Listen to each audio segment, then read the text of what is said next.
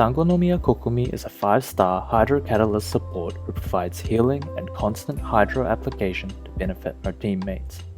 She offers comfortable gameplay through her large amounts of healing and requires very little investment to build. However, her personal damage is relatively low and she's extremely reliant on her elemental burst to do any meaningful damage. In addition, the lack of critical strikes heavily lowers her damage ceiling compared to other units.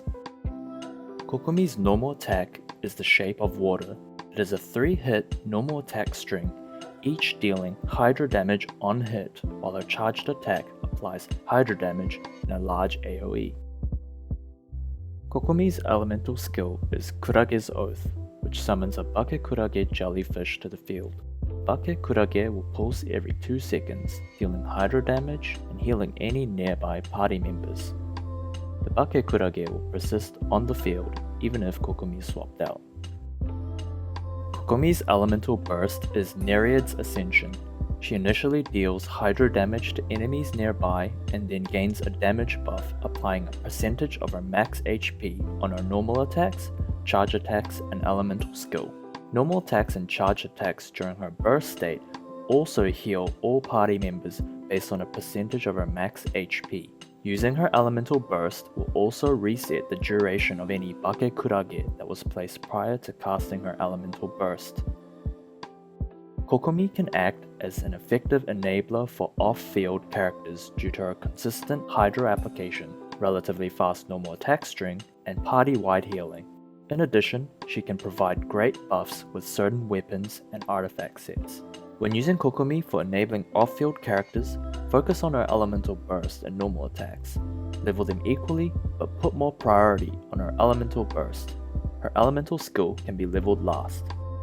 When using Kokumi for her off-field capabilities only, level her elemental skill first. Her elemental burst and normal attacks can be ignored. Kokumi's best weapon for personal damage is the Everlasting Moonglow. It provides Kokumi with all the stats she needs, including energy recharge, healing bonus, and HP percent.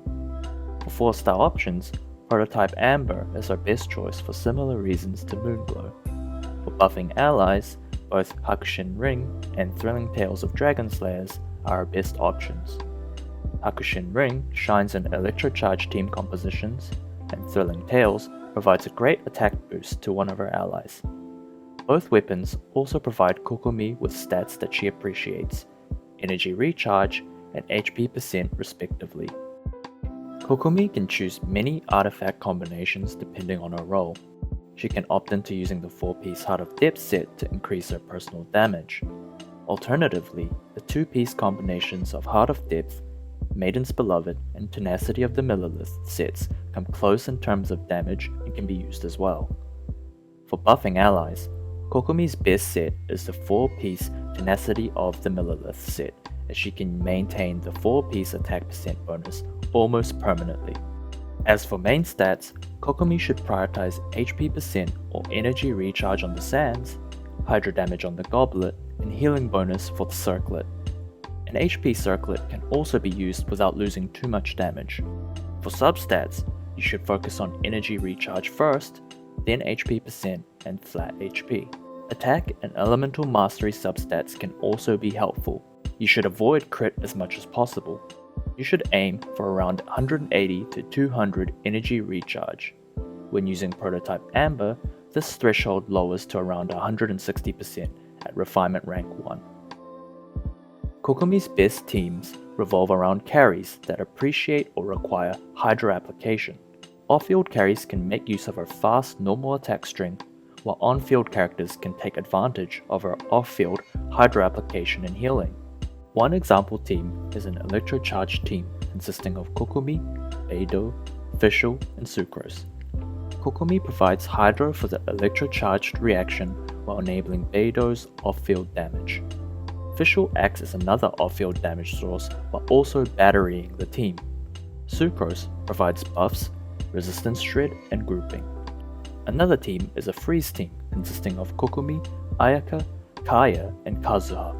Kokumi provides Hydro for the freeze reaction and acts as the healer for the team. Kaya provides off-field damage and energy for Ayaka, and Kazuha provides resistance shred, grouping, and damage buffs. Overall, Kokomi is a comfortable unit that can provide buffs, heals, and provides Hydra application all in one slot. This makes Kokomi very flexible and able to provide a range of utility to your team when you're tight for space and may only have one slot available.